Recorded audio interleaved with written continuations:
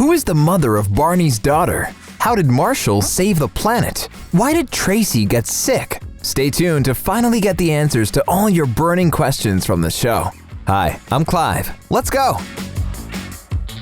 How I Met Your Mother is the king of suspense and red herrings. After all, it took 9 seasons to finally reveal the most anticipated meet-cute in the history of rom-coms. Though viewers did finally find out how Ted met the mother of his children, there are other questions unanswered by the series finale. The first and most pressing is, where did the pineapple come from?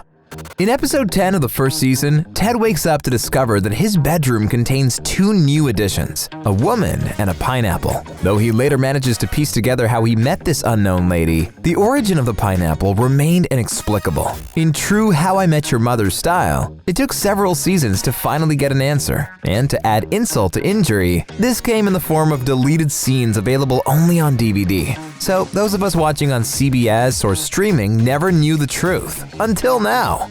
In the 9th season of the show, Lily disappears and the gang retraces her steps to the home of her former boss and maritime fanatic, the captain. While the episode has a pretty big reveal, think baby bumps. It could have had 2.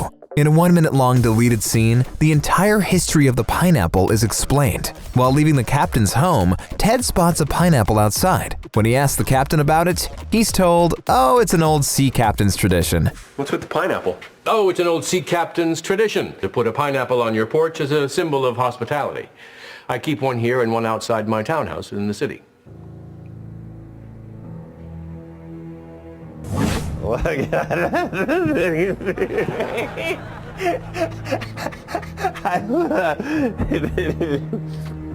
And the rest is history. While we're talking about Lily's movements, it's time to consider a second question the show never answered. What the heck happened in Rome?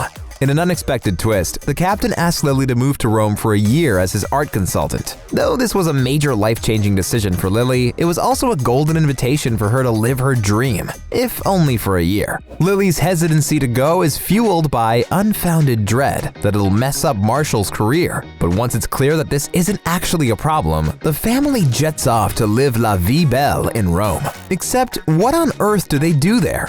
We know that Lily is making bank following her artistic dreams, but what about Marshall? Apart from his Funyun obsession and trips with Lily's dad, Mickey, to get gelato, we never really see Marshall's life in Rome. And without a sneaky deleted scene to give an answer, I guess we'll never really know. Staying with the question of family, we've also got to ask the question that every viewer must have wondered at one stage. What's the situation with Lily's dad? Throughout the series, viewers are treated to hints and flashbacks that depict Mickey as, well, not the best dad ever. Let's be honest, he wouldn't have won any awards for parenting, okay? But despite not being close, and Lily probably having an aversion to board games for the rest of her life, Mickey plays a huge role in her life. From paying for her wedding to going with Lily and Marshall to Rome to help with the kids, he seems to have made a 180-degree turnaround. If, like me, you're left with a longing for the truth, an explanation for what happened to reconcile the two, I've got some bad news. We're doomed to stay in ignorance forever. Okay, enough of Lily and Marshall for now. Let's turn our attention to the rest of the cast. Starting with the legend, and I hope you're not lactose intolerant, dairy Barney Stinson. Barney is by far the most mysterious of the cast, with viewers discovering something about him in each season, from his obsession with laser tag to his skills as an amateur magician, and the reveal of his real job. Yet there's one pretty huge secret about Barney that we have yet to learn. Yes, we need to know. Who was the mother of Barney's baby? Barney's various plays to fool women into coming home with him are one of the show's longest running and funniest gags, which culminated in a Stinson-breaking record of a perfect month. A girl for each day of the month. Unfortunately for Barney, he started this challenge in August, which he discovers with just 15 minutes to spare, actually has not 30, but 31 days. This conundrum puts Barney in a pickle. He needs to bed just one more woman to really be able to call it a perfect month. So, our favorite hurried hustler needs to find lady number 31 pronto. And he does. And she gets pregnant. And she has a baby. And that baby is Barney's true love. And he admits it, saying, "You are the love of my life. Everything I have and everything I am is yours." Now that's just beautiful. I'm not crying, you are. But it doesn't answer the questions of who the lucky lady is that can lay claim to the title of Stinson's baby mama. Viewers are never told number 31's name, despite ample opportunity when the others repeatedly ask. But it seems that Stinson will take this last secret to the grave, and it'll remain a mystery forever. Or will it?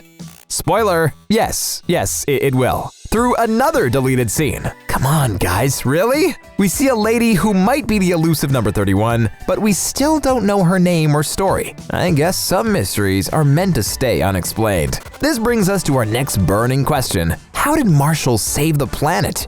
Viewers will know all about Marshall's childhood dreams of becoming an environmental lawyer and saving the world before he changed plans to become a judge.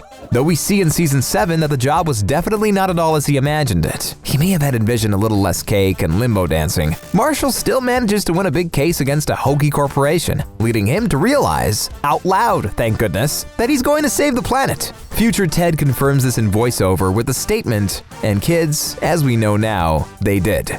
But did they? And how? Throughout the show's remaining 2 seasons, we never actually hear exactly what Marshall did to save the world. We'll never know the emblem on his cape, nor the colors of his supersuit. At least we can dream. But that's not all Marshall's hiding from us, and leads us nicely into our next question. Did Marshall ever get to slap Barney for the last time?